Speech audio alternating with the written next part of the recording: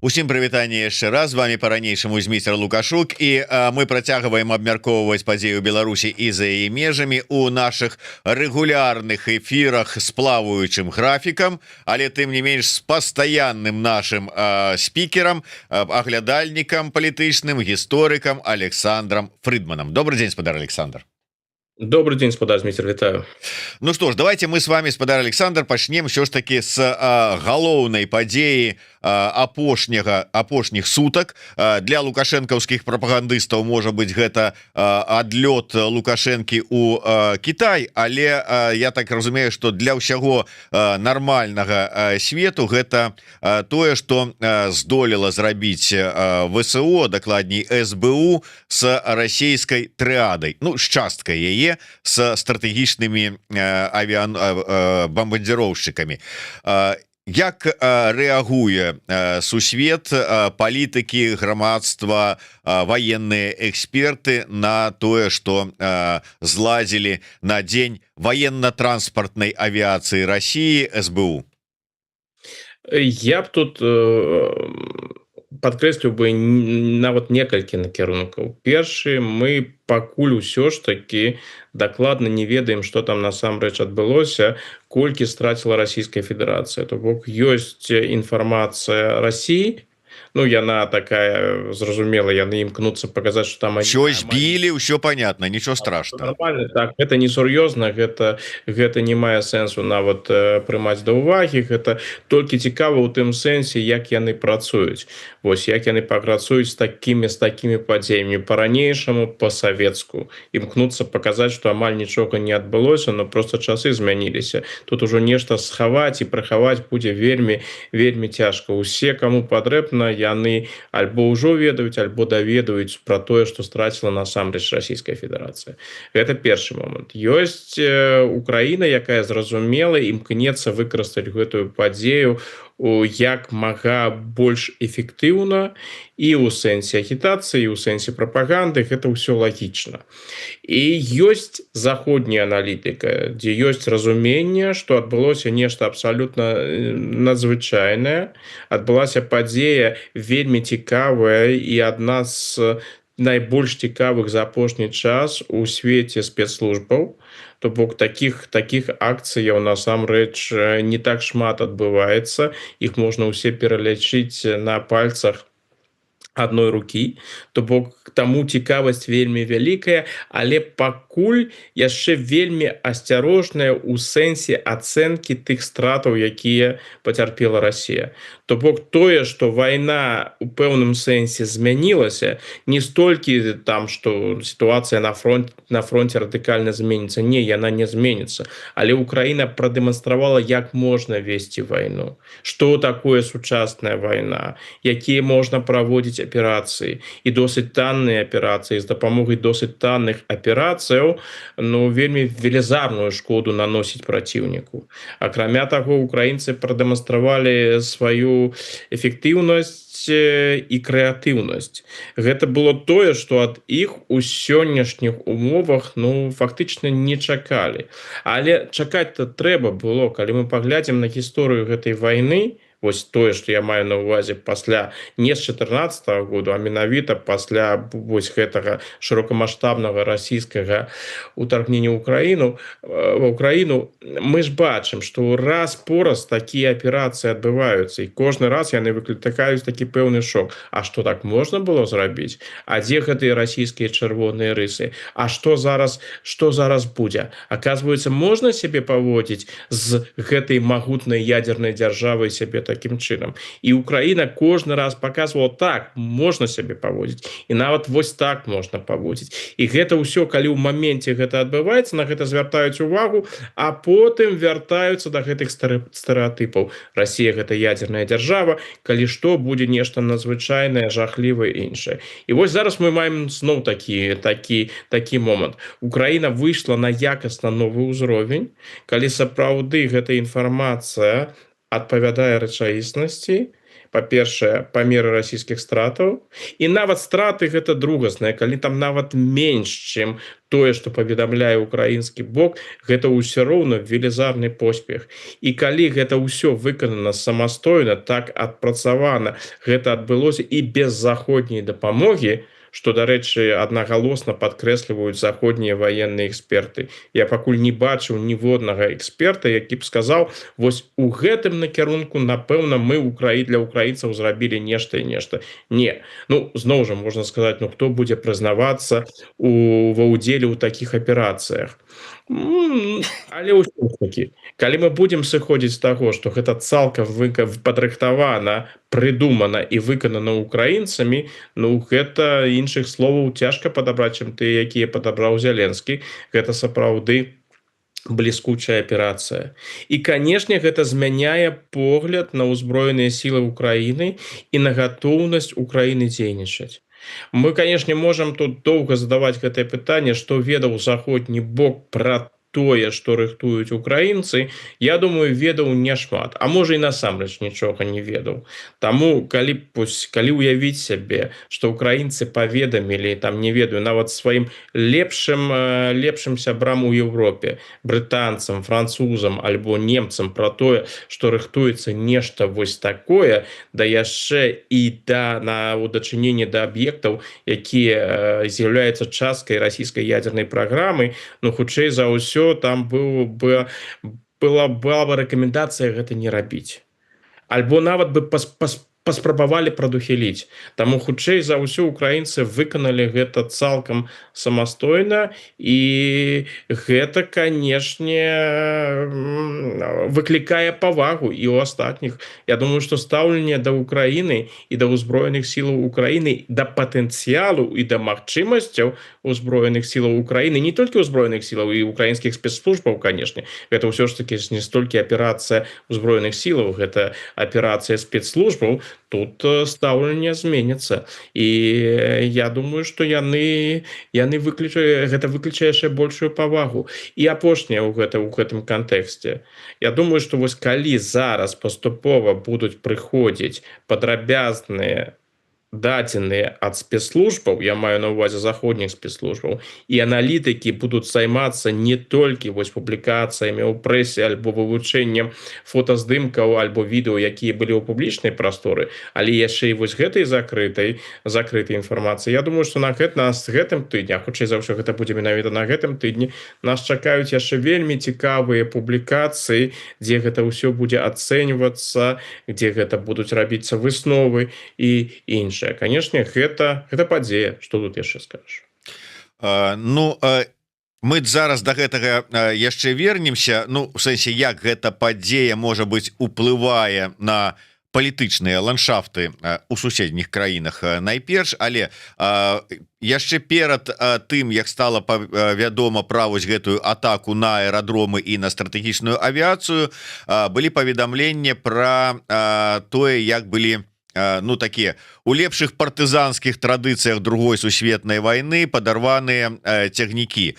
Цягнік вайсковы, які рухаўся ў бок Крыма, і была яшчэ адна сітуацыя, калі быў падарваны мост, які трапіў на пасажырскі цягнік, і пачаўся адразу скул з нагоды таго, што глядзіце, што тут Украіна вытварае, яны тут на цывільных людзей, там цывільныя аб'екты і гэтак далей.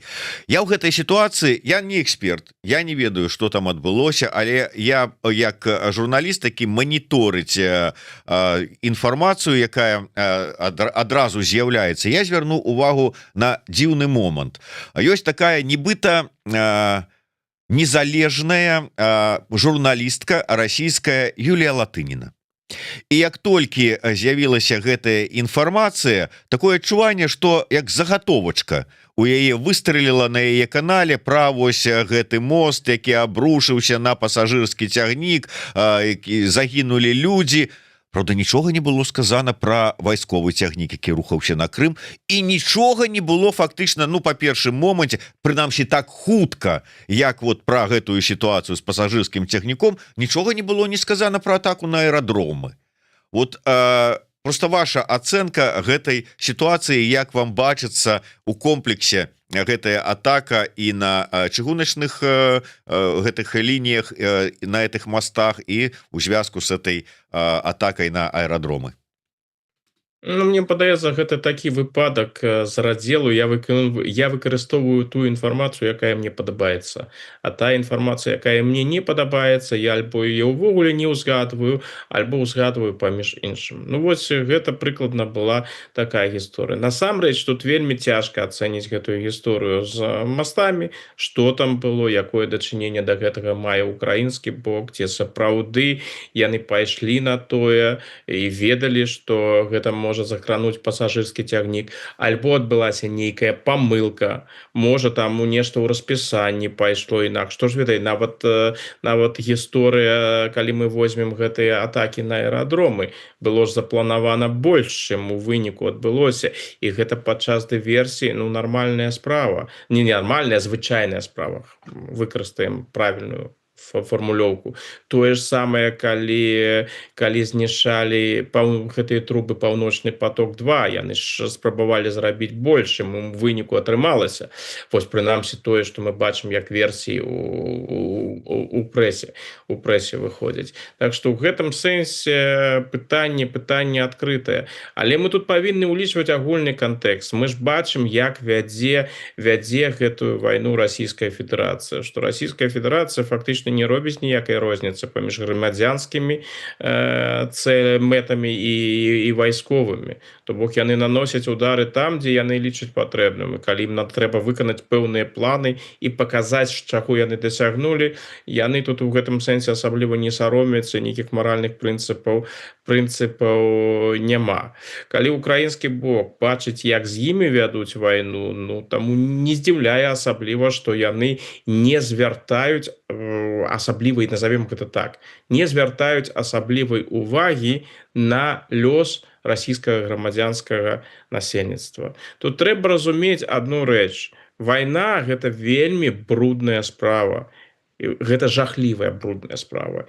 І вы не можаце, у вас не атрымаецца выйграць вайну, калі вы будете весці эфектыўна змагацца ў вайне, калі вы будете весці вайну ў белых пальчатках. Так што ў гэтым сэнсе гэта ўсё выглядае жахліва. Канешне, калі бачым ахвяры сярод грамадзянскага насельніцтва, гэта вельмі дрэнна. Но такая, на вялікі жаль, логіка вайны. Інакш войны-то насамрэч і не вядуцца. Я магу сябе ўявіць, што гэта было з украінскага боку такого кшталту комплексная аперацыя. Калі ты рыхтуеш вось такую велізарную рэч, як гэта гісторыя з аэрадромамі, ты ж ніколі не ведаеш, яно ж можа не атрымацца ў апошні момант. Украінцы ідуць на рызыку. Вось яны тут вельмі цікавая рэч. Гэта не толькі крэатыўнасць, якую яны дэманструюць, не толькі гатоўнасць паказваць, ісці на тое, што іншыя лічаць неверагодным, гэта гатоўнасць рызыкаваць. Гэта была вельмі рызыкоўная аперацыя, но выглядае прынамсі так. Яна магла спрацаваць, магла не спрацаваць. Але відавочна, што ўкраінскі бок хацеў мець нейкі істотны вынік да другога раунда гэтых перамоў, якія зараз адбываюцца. Каб весці гэтыя перамовы не як тыя, якія мусяць адыходзіць, у якіх ёсць выразныя праблемы ў Донецкай вобласці, у якіх ёсць выразныя праблемы ў Сумскай вобласці, гэта ўсё вядома. Яны жадалі прыехаць на гэтыя перамовы і весці іх з пазіцыі сілы, каб паказаць сваю моц. Ну таму, калі гэта сапраўды Украіна, таму і былі гэтыя атакі на масты. Ну і мы бачым, атрымалася нават больш. Атрымалася і першае, і атрымалася другое з атакай на аэрадромы. Я да чаго звярну увагу ўсё ж таки на тую падачу, якая была з пункту з боку Латынінай, і я спадар Владимир Кісляк, які адзначыў, што я тут паказаў аднабокасць Латынінай. Не, я не хотел звярнуць на увагу на аднабокасць латыніны, а я хотел как бы закинуть тэму як пытанне, як абмеркаванне, можа канспіралагічнае, але тым не менш мы ўжо ведаем, что пуцінскі рэжым на гэта здольны, і таму ці не была гэта адмысловая напярэдадні гэтых перамоваў правакацыя расійскага ФСБ? Калі мы возьмем вось гэта канешне вельмі такое сур'ёзнае абвінавачанне. Но калі мы паглядзім на розныя тэракты, якія адбываюцца на тэрыторыі Расійскай Федэрацыі ў эпоху Владзіміра Пуціна, вось там прасочваецца адно і тое ж. Кожны раз узнікаюць канспіралагічныя версіі. Узнікаюць версіі пра тое, што, магчыма, гэта расійскія спецслужбы, што яны падрыхтавалі гэтыя злачынствы, альбо ўдзельнічалі ў іх і гэтак далей. Канешне, такіх версій заўсёды трэба ставіцца асцярожна, але калі б паглядзець на гісторыю расійскіх спецслужб у эпоху Пуціна, усё, што там адбывалася, вось розныя правакацыі і іншыя, калі паглядзець на вельмі цьмяную гісторыю з пачаткам другой чачэнскай вайны і іншае, то бок паколькі вось такое мінулае ў расійскіх спецслужбаў ёсць, і яны працягваюць савецкія традыцыі, дзе таксама хапала розных правакацый самага бруднага кшталту, то, канешне, вось адмятаць такія версіі, сказаць, гэта немагчыма, не маглі яны такое зрабіць, гэта ж расійскія грамадзяне,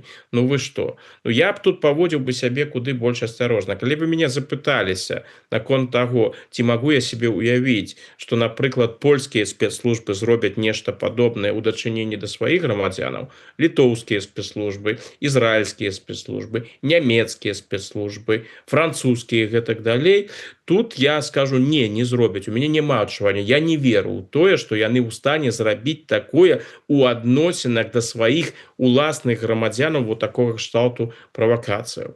Калі мы гаворым пра расійскія спецслужбы, я прынамсі б гэтую версію, я па шчырасці не асабліва ў яе веру, я ўвогуле ў яе не веру, шчыра кажучы, але вось так адкідваць на 100% і сказаць, гэта ж доблесныя чэкісты. Яны такое ніколі не робяць, бо яны гэта не робяць у прынцыпе. Гэта ж гісторыя не пра іх, мы ведаем дакладна, як яны працуюць.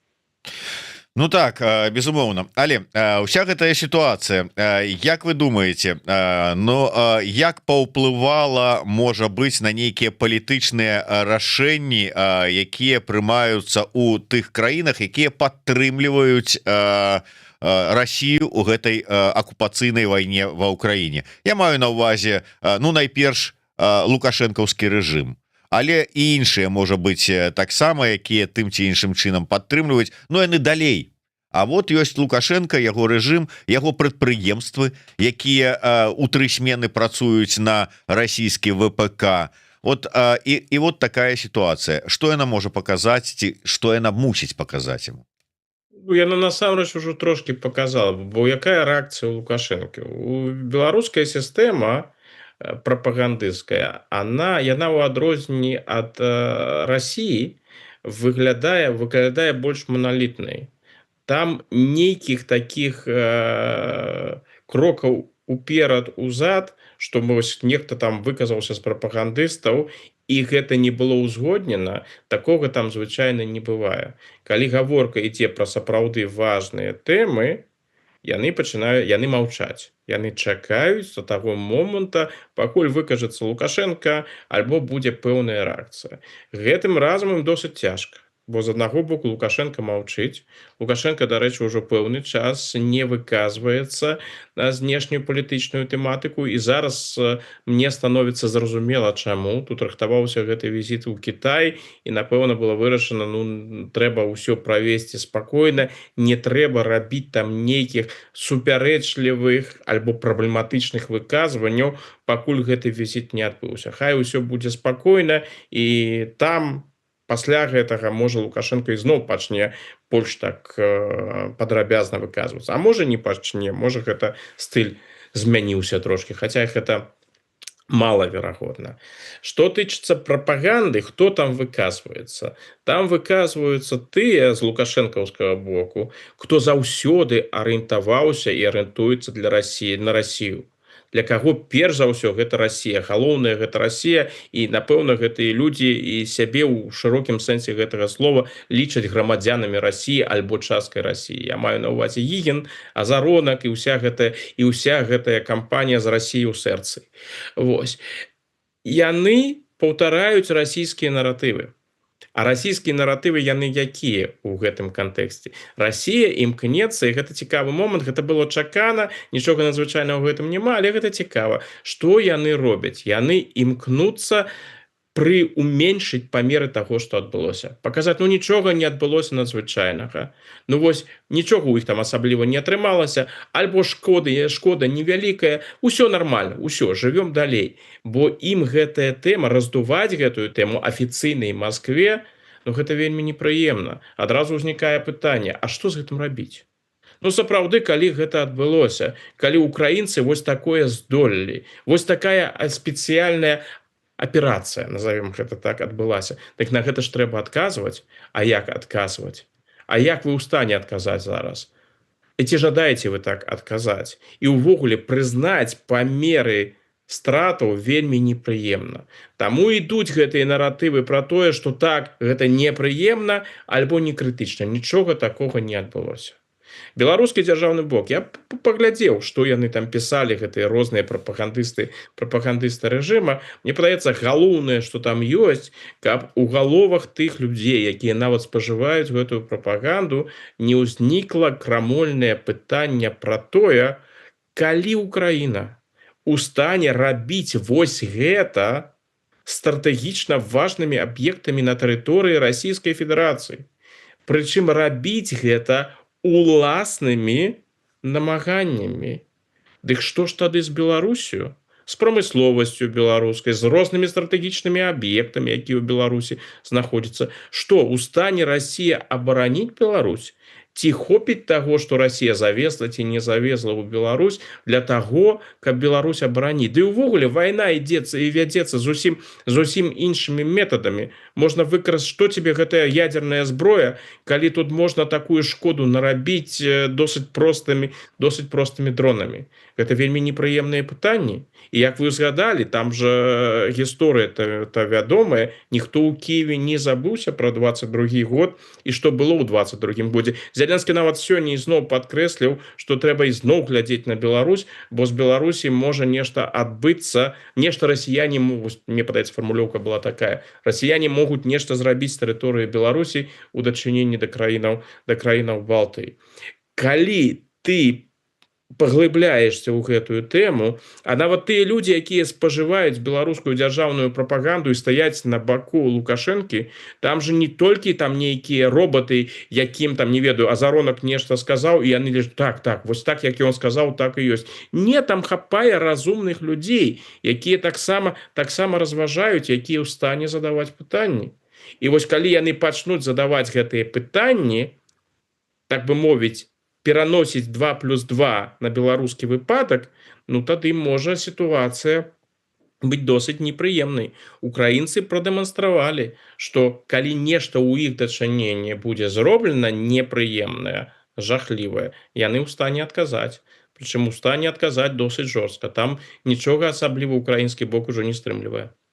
Ніякіх таких, умоўна кажучы, не тое што прэвентыўных, як это любіў расказваць Лукашенко про тое, як яны там прэвентыўна нанеслі ў 22 годзе удар, когда готовілось нападзенне. Карты мы, правда, так і не побачылі, но не прэвентыўна, а законныя легальныя цэлі, умоўна кажучы, якія канкрэтна наносяць шкоду Украіне, скажем, заводы, якія вырабляюць пэўныя запчасткі для дронаў, для танкаў расійскіх, ці яшчэ што-небудзь. Вот такія удары, наколькі ўсё ж таки верагодна, што Украіна прыйдзе да рашэння пра неабходнасць нанесення удару? Я б тут сказаў, тут сукупнасць шэрагу фактараў. Першае, наколькі гэта будзе небяспечна для Украіны. Гэта першы момант. з пункту гледжання, наколькі гэта важна гэта зрабіць.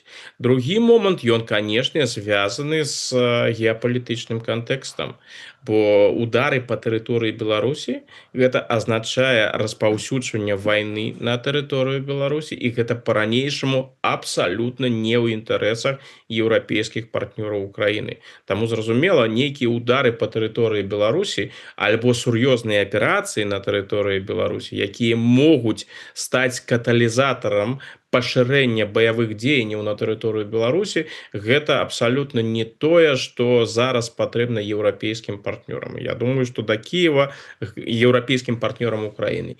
Я думаю, што Кіеву гэта таксама зразумела. Але ж зразумела адначасова і тое, што геапалітычная сітуацыя змяняецца кожны дзень. Лукашенко таксама гэта разумее. Разумее, што кожны агрэсіўны крок з тэрыторыі Беларусі павялічвае верагоднасць таго, што вайна прыйдзе ў Беларусь, прычым не толькі ў якасці ваеннай эканомікі, часткай якой стала сёння ўжо беларуская эканоміка, а ў якасці баявых дзеянняў, атакаў дронаў і іншае. Ці хоча гэтага Лукашенко? Ну, безумоўна, ён гэтага не жадае. І ён бы хацеў бы зрабіць усё, каб прынамсі гэты сённяшні статус-кво, які яго задавальняе, насамрэч захаваўся. Сённяшні статус-кво, што б там Лукашенко не казаў, ён для яго выдатны. З аднаго боку зарабляе на расійскай ваеннай эканомікі, карыстаецца велізарнай падтрымкай Расіі, бо ізноў жа ў сённяшніх умовах у Расіі асабліва іншых магчымасцяў няма, а стратэгічнае значэнне Беларусі велізарнае, і адначасова баявых дзеянняў на тэрыторыі Беларусі няма, і ён можа гэта прадаваць як свой уласны поспех. Але гэта вельмі хісткая сітуацыя. Калі ты прыфрантавая дзяржава, і калі ты ў такіх умовах стаіш на баку аднаго з удзельнікаў вайны, кожны крок, неасцярожны крок можа прывесці вайну на тваю ўласную тэрыторыю. Лукашенко гэта ведае. І вось таму і прыбывае, як мне падаецца, у гэтым стане такога перманентнага стрэсу. Кожны крок можа прывесці да вельмі жахлівых наступстваў. І Лукашенко іх, зразумела, не жадае. Канечне, ён не жадае, каб вайна прыйшла ў Беларусь. Ну да, і асабліва не жадае, каб якая-нибудь фура, якая стаіць на паркоўцы там каля заправкі дзе-нибудь непадалёк ад Дроздоў, раптам аказалася з домікам маткай дронаў у сваім пад тэнтам схаванымі. А ўсё можа быць. І тут праблема Лукашэнкі ў том, што ў тым і лукашэнкаўскай прапаганды яны не ведаюць, як на это рэагаваць. Яны у вельмі супярэчлівай сітуацыі. З аднаго боку ідзе інфармацыйная атака з заходнеўкраінскага боку. Відавочна, што ініцыятыва, прычым інфармацыйная ініцыятыва, яна на украінскім баку зараз. Ну, ваенная это па-ранейшаму на расійскім, гэта так, але інфармацыйная на украінскім. Учора мы пабачылі, што Расія, калі ідуць вось такія выклікі, як учора, яна не ведае расійскае кіраўніцтва, што рабіць. З аднаго боку, яны відавочна не кантралююць на 100% усіх гэтых сваіх блогераў і іншыя. Калі б кантралявалі, напэўна, ўсёй гэтай дыскусіі не было, якую мы учора бачылі з Перл-Харбарам і іншымі рэчамі. А самі яны не ведаюць, як рэагаваць, альбо рэагуюць запаздала. А лукашэнкаўскі бок таксама не ведае, як рэагаваць, бо яны не бачаць, як трэба, бо Расія не паказала яшчэ, як трэба рэагаваць. А інфармацыя яна прыходзіць.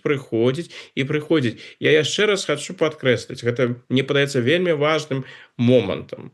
У гісторыі, вось калі вывучаць гісторыю прапаганды, як прапаганда працуе ў розных таталітарных дзяржавах, аўтарытарных дзяржавах, дзе ў людзей абмежаваны ёсць доступ, напрыклад, у аўтарытарнай дзяржаве у людзей ёсць доступ да інфармацыі. Нават у сённяшняй Беларусі кожны чалавек, у рэшце рэшт, любы беларус, які жадае атрымаць уяўленне пра тое, што адбываецца, так, праз рознага кшталту рызыкі, але магчымасць атрымаць інфармацыю ёсць. Вось гэтае уяўленне пра тое, што людзі, якія жывуць у такіх грамадствах, як беларускае альбо расійскае, што яны абсалютна пасіўна сябе паводзяць, што там людзі гатовыя перанімаць наратывы прапаганды, якія дрэнна ўспрымаюць альбо не ўспрымаюць іншыя крыніцы інфармацыі, то бок паводзіць сябе звычайна пасіўна, гэта вядома з даследаванняў розных грамадстваў. Гэта памылковае ўяўленне. Людзі, якія жывуць у такім грамадстве з абмежаваным доступам да інфармацыі, і яны ведаюць, што гэты доступ абмежаваны, яны імкнуцца нават атрымаць дадатковыя крыніцы інфармацыі, каб зразумець, што адбываецца. Вось сярод тых людзей, якія зараз нас чуюць і бачаць, хапае людзей, мне падаецца, я нават упэўнены ў гэтым, якія абсалютна не згодны з вамі, абсалютна не згодны са мной. Напэўна, нават яны сядзяць перад сваімі тэлевізарамі і маніторамі і, можа, нават дыскутуюць з намі, але яны жадаюць пачуць нашае меркаванне, бо гэта для іх альтэрнатыўны погляд. Гэта тое, што дапамагае ім усё ж такі скласці пэўнае ўяўленне пра тое, што адбываецца. І вось калі адбываюцца такія падзеі, як учора, то хапае людзей, якія пачынаюць варушыцца, пачынаюць шукаць інфармацыю і пачынаюць задаваць непрыемныя пытанні для беларускай улады. Менавіта пытанні пра тое, а ці можа нешта падобнае адбыцца і на тэрыторыі Беларусі. І прабачце, калі ў гэты момант там выйдзе, уласна кажучы, не ведаю, Вольфович, Хрэнін, там сам Лукашенко і скажа: ну вы што, мы ж абароненыя на 100%. Дык разумныя людзі, якія гэта пачуюць, яны падумаюць: ты абаронены на 100%? Ты тут даеш нам нейкія 100%? Паглядзі, што там у Сібіры зараз атрымалася. І гэта ў Сібіры, гэта ў Расіі, гэта ў гэтай магутнай ядзернай дзяржаве. А што тады казаць пра Беларусь? Непрыемныя пытанні, і рэжым не жадае, каб гэтыя пытанні ставіліся. Не, ну ён там можа і абаронены, там за сябе не хвалюецца, але казаць пра усю Беларусі, всю гаспадарку і жыхароў тут, конечно, не даводіцца. Дарэчы, калі ўжо зайшла... Да. Я б не пагадзіўся з тым, што ён абаронены. Мне цікава было учора паглядзець розныя меркаванні наконт таго, чаму ніхто ў рэшце рэшт з расійскага боку сярод сур'ёзных спікераў не з'явіўся на публіцы і не паспрабаваў хаця б патлумачыць тое, што адбываецца. І адна версія, якую выказаў нямецкі палітолог Ніка Ланге, які працуе на Мюнхенскай канферэнцыі па бяспецы, яна мне падаецца досыць сапраўды цікавай.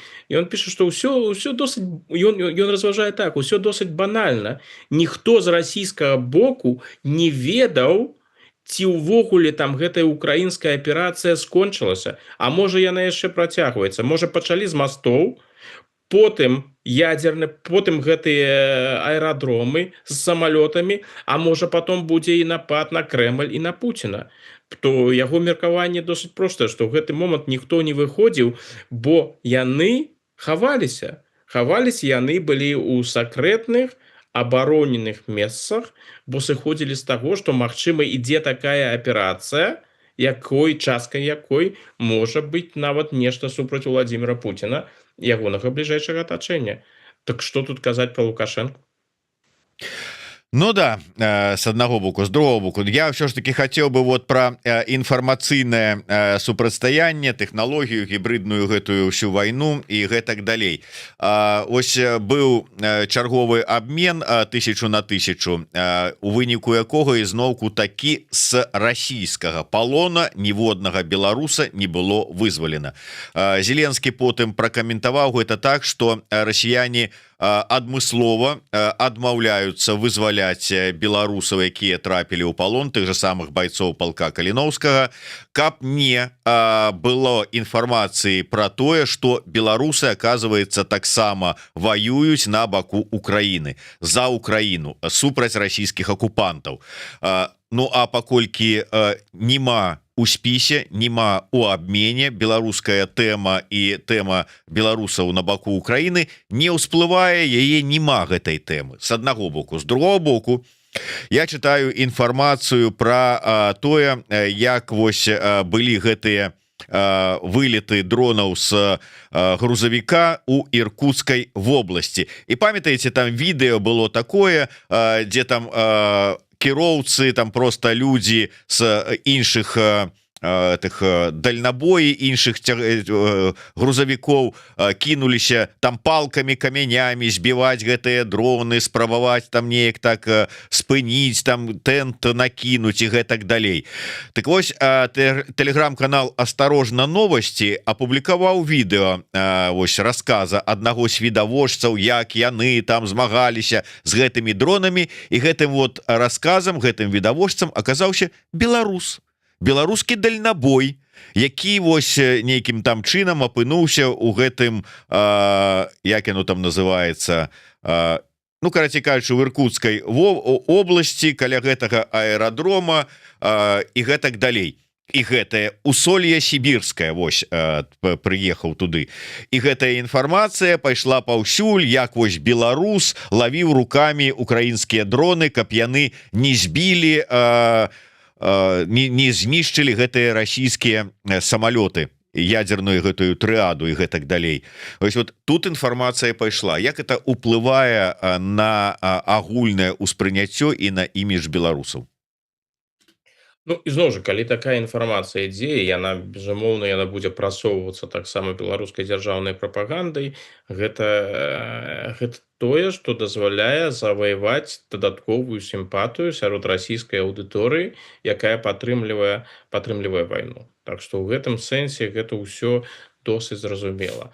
А што тычыцца нейкай сувязі з беларускімі ўладамі, ну я тут не бачу нейкай сувязі, яны яны будуць выкарыстоўваць. Мы ж не ведаем, якія погляды ў гэтага чалавека, чаму ён гэта зрабіў, якая ў яго была матывацыя і іншае. Так што тут нічога такога надзвычайнага у гэтым не бачу.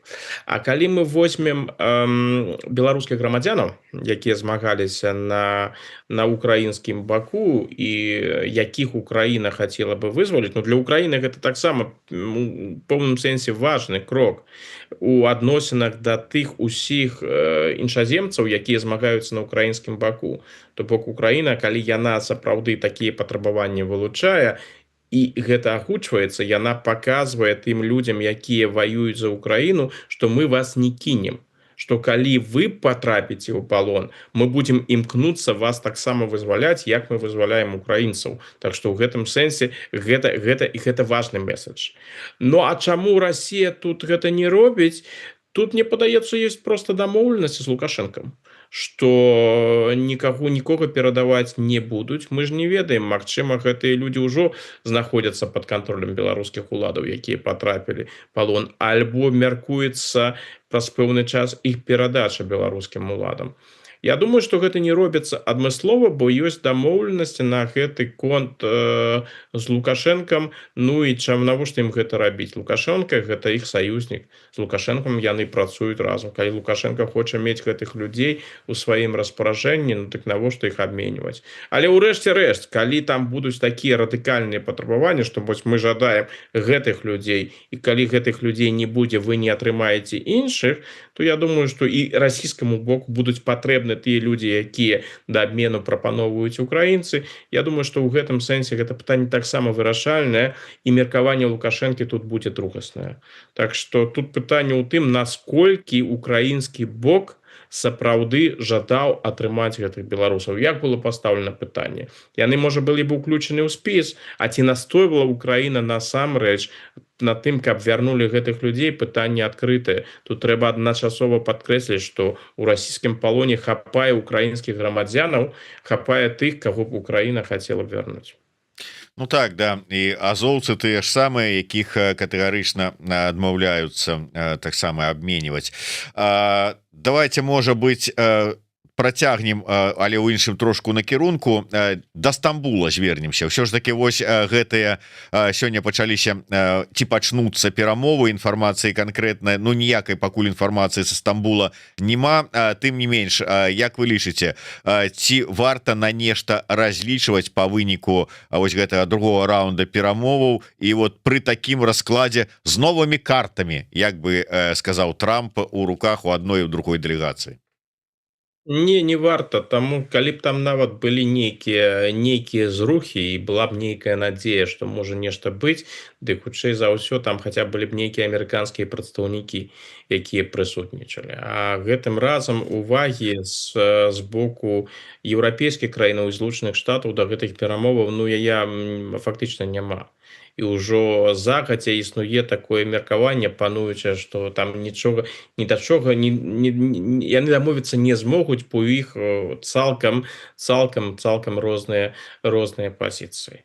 Што можа адбыцца? Ну можа, канешне, быць поўны правал, калі яны разыйдуцца, не дамовіўшыся ні пра што, а абмяжуюцца толькі такой дыпламатычнай фармулёўкай: мы працягнем кансультацыі, гэта будзе азначаць поўны правал. Но мне падаецца, што ў такім поўным правале не зацікаўлены ні расіяне, ні украінцы.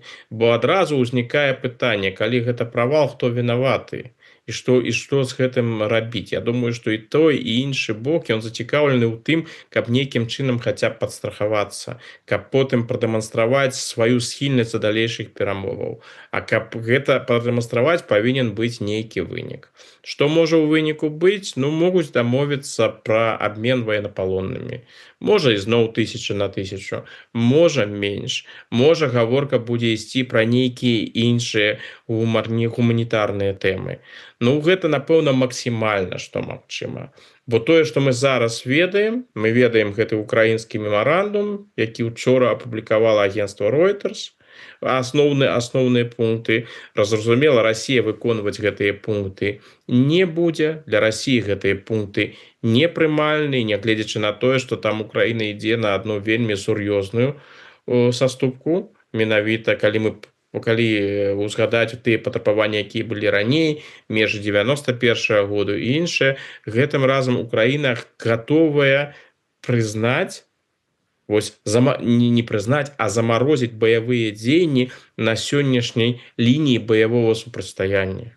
То бок для Украіны гэта вельмі непрыемны крок, но гэта той кампраміс, на які ў сённяшніх умовах Украіне прыходзіцца ісці. Пра патрабаванні Расіі мы не ведаем нічога дакладнага. Ну так, былі розныя публікацыі на мінулым тыдні з спасылкай на крамлёўскія інсайды. Ну, тут я б ставіўся да гэтага вельмі стрымана, но мне вельмі цяжка уявіць, што сёння раптам расійскі бок прапануе нешта хаця б кампраміснае. Ну так, былі амерыканскія публікацыі пра тое, што нібыта Трамп чакае ад Расіі нейкага мемарандума, з якім прынамсі украінцы, еўрапейцы і амерыканцы таксама маглі працаваць і не адрынулі яго адразу. Але ўявіць сябе, што на фоне таго, што адбылося учора, раптам расійскі бок прадэманструе схільнасць да кампрамісаў. Я думаю, што гэта не зразумее не толькі радыкальная Z-грамадскасць у Расійскай Федэрацыі, гэта амаль ніхто ў Расіі не зразумее. Так што, хутчэй за ўсё, у лепшым выпадку нейкае гуманітарнае мерапрыемства, абмен военнапалоннымі, у горшым выпадку гэтыя кансультацыі, перамовамі гэта не называў бы, яны спыняцца і невядома, калі там нешта працягнецца, калі ўвогуле. У сваім тэлеграм-канале Александр Фридман, дарэчы, раю ўсім падпісацца на тэлеграм-канал, калі ласачка, заходзьце, падпісвайце, піша, ну, з нагоды таго, што пачатак перамоваў другого раунда ў Стамбуле паміж расійскай і украінскай дэлегацыі зацягваецца. Калі ў Расіі крытыкуюць украінскую дэлегацыю ў Стамбуле за тое, што яна прымушае чакаць сваіх расійскіх візаві і тым самым паводзіць сябе па-хамску, забываюць, што гэта ўсяго усяго лишь метод Путина менавіта так паводзіць сябе расійскі прэзідэнт. Ну далей там я пропускаю, будуць чакаць столькі колькі захоча умераў, і на гэтым прыніжэнне сёння не абмяжуюцца, і яны сапраўды не абмежаваліся гэтым. Праў быў спадар Александр Фридман. Ну недарэмна, що ён ўсё ж таки лепшы наш адзін з лепшых наших палітычных аналітыкаў. Так вось, толькі што з'явілася кароткае відэо, пачалася дэлегацыі, сустрэліся, зайшлі, садзяцца за стол. Так вось, пераважная большасць прадстаўнікоў украінскай дэлегацыі у форме збройных сіл Украіны. Гэта такі намёк, гэта такі зневажлівы плявок у бок расійскіх візаві, як назваў іх Александр Фридман, і думаю, што ён таксама правы, і гэта не апошняе вось такі прыніжэнне расійскай дэлегацыі. Чаго яшчэ думаеце варта чакаць? Там ізноў жа тое, што затрымка гэтых перамоваў. Гэта таксама быў гэты момант, калі Умераў палічыў патрэбным сустрэцца з міністрам замежных справаў Турцыі. Ну ізноў жа яны пастаянна знаходзяцца ў кантакце. А вось тое, што вось яму неабходна было зрабіць гэта менавіта зараз, ну гэта для расійскага боку, канешне, яшчэ раз непрыемна. Будзеце чакаць, Украіна паказвае, мы тут вырашаем, калі мы пачнем, мы будзем вырашаць, што і як будзе праводзіцца. Ну і гэта гісторыя з мовай нават. Канешне, гэта фармальнасць, і гэта такія акалічнасці, якія на захадзе у прыватнасці не заўважаюць. Не заўважаюць тое, што той мемарандум, які перадала Украіна, гэта мемарандум быў на украінскім языку, на украінскай мове і на англійскай мове. Зноў жа, гэта стаўленне да рускай мовы. Вось, якая падкрэсліваецца расійскім бокам. Напэўна, падчас гэтых кансультацый будуць пэўныя пікіроўкі. Мне цяжка сябе ўявіць, што Умераў і іншыя не ўзгадаюць тое, што адбылося учора. Так што агульны фон ён для Мядзінскага і кампаній вельмі непрыемны. Но знаходзіцца ў такіх умовах, знаходзіцца пад прэсінгам, калі з цябе 5, калі выказваюць пагарду, гэта непрыемна. Так што гэта, канешне, ўсё так, але я думаю, што Мядзінскаму насамрэч не прывыкаць. Ён знаёмы з умовамі працы, выдатна ведае умовы працы у расійскім кіраўніцтве. А гэтая гісторыя з тым, што украінцы пачынаюць перамовы заўсёды. Усе гэтыя раўнды, якія былі, расійскі бок заўсёды чакаў. І гэта, я думаю, сапраўды той самы метад Пуціна. Ну і зноў жа, метад Пуціна для Мядзінскага нічога новага няма. Мы ж не ведаем, колькі ён звычайна чакае, пакуль атрымае права на магчымасць аўдыенцыі у Пуціна. Калі ты прымушаеш чакаць, гэта з пункта гледжання этыкету выглядае, ну, назовем гэта так, не вельмі, але ты паказваеш, хто адыгрывае якую ролю. Калі ты чакаеш, ты знаходзішся не ў самым лепшым становішчы. Калі чакаюць наадварот табе, ну, гэта паказвае, што ініцыятыва і ўлада, ўрэшце рэшт, і моц у гэтым сэнсе на тваім баку. І гэта украінскі бок паказвае, і думаю, што яшчэ мы даведаемся шмат цікавага з таго, што было на гэтых кансультацыях. Коротко, спадар Александр, не закранули ўсё ж таки, ну, узгадали, але не закранули тэму візіту Лукашэнкі у КНДР. Чаго чакаеце? КНР, да, сорі. Хаця хто ведае, можа Лукашэнка і ў КНДР. Ну, зробіць туды... Гэта, дарэчы, было б лагічна. Калі паглядзець на візіты Лукашэнкі, ён жа апошнім часам, калі ён кудысьці накіроўваецца, ён яшчэ і дадаткова кудысьці накіроўваецца. Так што, магчыма, і з'явіцца яшчэ у Паўночнай Карэі. Што тычыцца гэтага візіту? Я думаю, што гэта насамрэч візіт працоўны.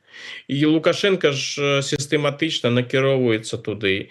Атрымаў зараз вось гэты тэрмін, на які ён павінен з'явіцца. Ну, вось ён атрымаў, калі атрымаў, тады і паехаў. Будзе паводзіць сябе ў тыповым стылі, заігрываць з кітайскімі ўладамі, дэманстраваць сваю лаяльнасць, дэманстраваць сваю прыхільнасць.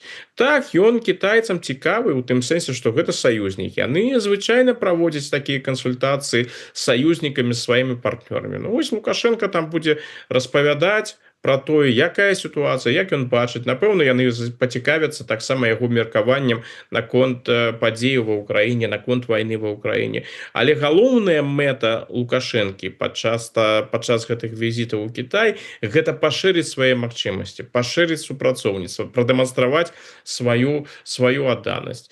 Ну а што ў рэшце атрымаецца, пытанне адкрытае, хутчэй за ўсё мы не даведаемся, бо там будзе шмат агульных розных фразаў, шмат відэо, напэўна, будзе з боку Пула першага, а ці будуць нейкія канкрэтныя дамоўленасці, звычайна яны гэта не паведамляюць.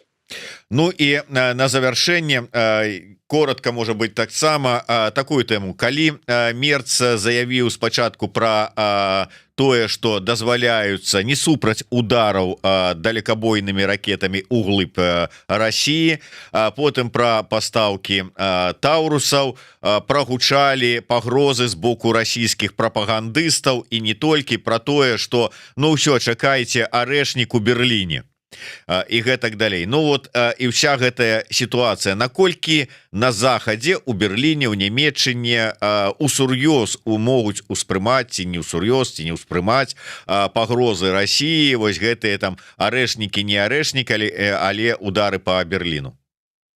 Тое, што я зараз назіраю, гэта рэакцыі розныя. Ну, ёсць, напрыклад, ёсць палітыкі, гэта не самыя абазнаныя палітыкі, не самыя вядомыя палітыкі з ультраправага накірунку альтэрнатыва для Германіі, левага накірунку саюз Сары Вагенкнехт і гэтак далей. Там розныя людзі выказваюцца на гэты конт, што тут не трэба перабольшваць гэтую украінскую акцыю, што нават яны такім чынам павялічваюць небяспеку для партнёраў Украіны, для тых краінаў, якія падтрымліваюць Украіны. Ну, гэтыя людзі будуць прытрымлівацца такіх поглядаў заўсёды, так што нічога тут такога надзвычайнага няма.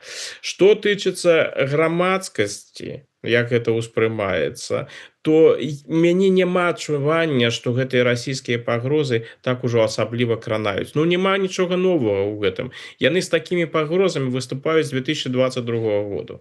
І з тое, што яны збіраюцца атакаваць Берлін, і арэшнікі, і іншае. Гэта людзі з тых людзей, якія цікавяцца палітыкай, жа велізарная колькасць людзей, якія палітыкай увогуле не цікавяцца, навіны не чытаюць і нічога з гэтага не ведаюць. Дарэчы, напэўна, не сам гэтым людзям можна нават назваць гэтых шчаслівымі людзьмі, бо яны не ведаюць пра тыя ўсе жахі, якія адбываюцца, жывуць сваім жыццём, і гэта не так ужо і дрэнна не ведаць усе тых брыдкасцяў і жахаў і злачынстваў, якія ў свеце адбываюцца. Сярод тых, хто ўсё ж такі цікавіцца, для іх гэта не новыя рэчы, гэта ўсё чулі, бачылі, нічога надзвычайнага ў гэтым няма.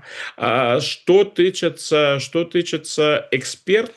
экспертнай супольнасці, ну, там таксама ніхто не перабольшвае. Ёсць нават даследаванні першыя з'явіліся гэтай рыторыкі, якая была расійскай. Там тыя даследчыкі, якія сапраўды паглядзелі гэтыя заявы, якія рабіліся, і якія паглядзелі на расійскія тэлеграм-каналы і іншае, яны не бачаць выхад расійскай рыторыкі на якасна новы ўзровень.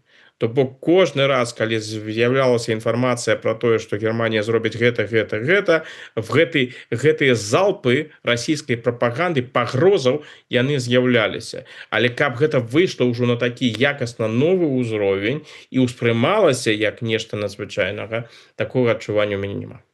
Як ацэньваюць заходнія аналітыкі, палітыкі і ваша асабістая ацэнка вынікаў выбараў у Польшчы?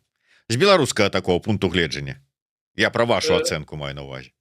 Калі мы паглядзім усё ж такі на еўрапейскія ацэнкі, яны былі вельмі асцярожныя, яны былі вельмі асцярожнымі да выбарамі, і пажаданні, канешне, калі адмыслова ўзяць Германію, краіну суседа, дзе асабліва цікавяцца становішчам у Польшчы і дзе Польша разглядаецца ў якасці важнага партнёра, то я тут думаю, што я не адкрыю Амерыку, калі я скажу, што пераважная большасць нямецкіх палітыкаў жадала поспеху, жадала перамогі Рафалу Часкоўскаму, хаця б таму, што гэта праеўрапейскі палітык, які выступае за выбудову добрых стасункаў з Германіяй, які звычайна не крытыкуе Германію.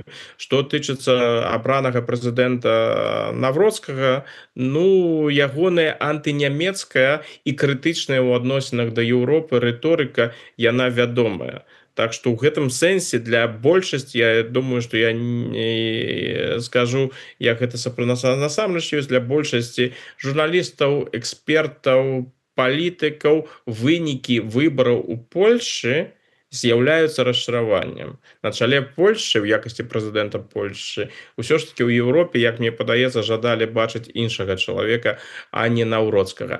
Але ізноў жа, афіцыйныя заявы, ну яны зараз вельмі канструктыўныя, яго вянчуюць, там выражаюць гатоўнасць да супрацоўніцтва. І ў прынцыпе, ну нічога надзвычайнага не адбылося, бо партыя ПіС, яна ў Еўропе вядомая.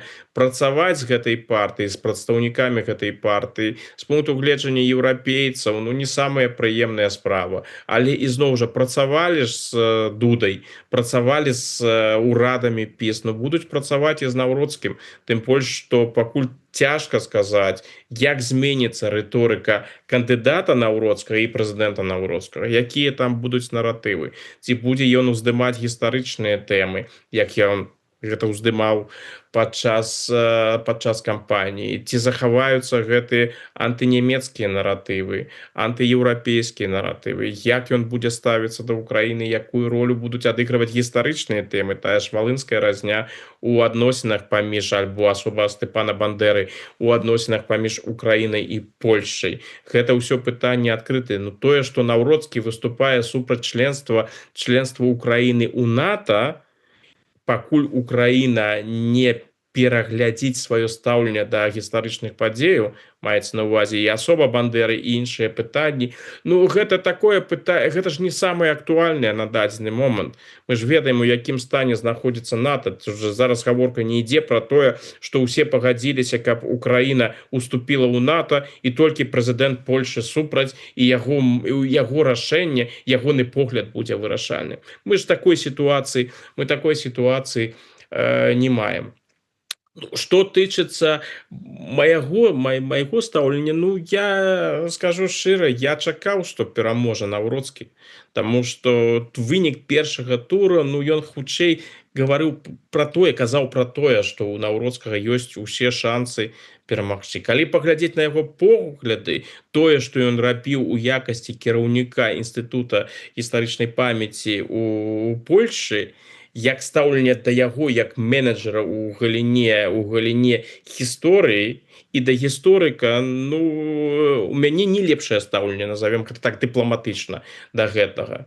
І да тых поглядаў і тых інструментаў абыходжання з гісторыі, якімі карыстаўся спадар Наўроцкі. Але ізноў жа, гэта адна справа. Зараз ён стаў прэзідэнтам Польшчы, ён абраны кіраўніком дзяржавы. Таму будзем глядзець, як ён сябе будзе паводзіць і якім ён будзе прэзідэнтам.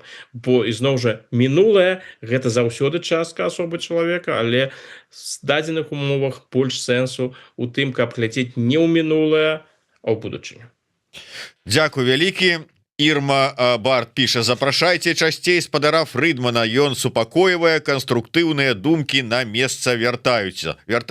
Слухайте, ну спадар Фрыдман у нас регулярна раз на тыдзень у эфіры. Ну мы, конечно, можа і не супраць часцей, но чалавеку ж працаваць трэба. Я уже не кажу про тое, што ён ад нас налево ходзіць у іншыя там СМІ. Ну але што ж зробіш, такі лёс вось палітычнага аналітыка. Дзякуй вялікі. На жаль, трэба развітвацца. Я нагадаю, что з нами на сувязі быў у штотыднёвым сваім аналітычнай праграме гісторык, аглядальнік Александр Фрыдман. Дзякуй вялікі, спадар Александр.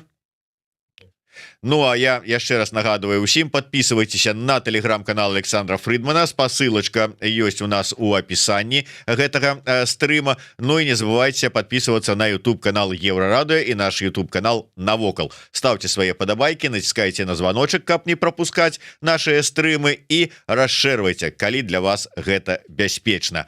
До сустрэчы, жыве Беларусь. Жыве.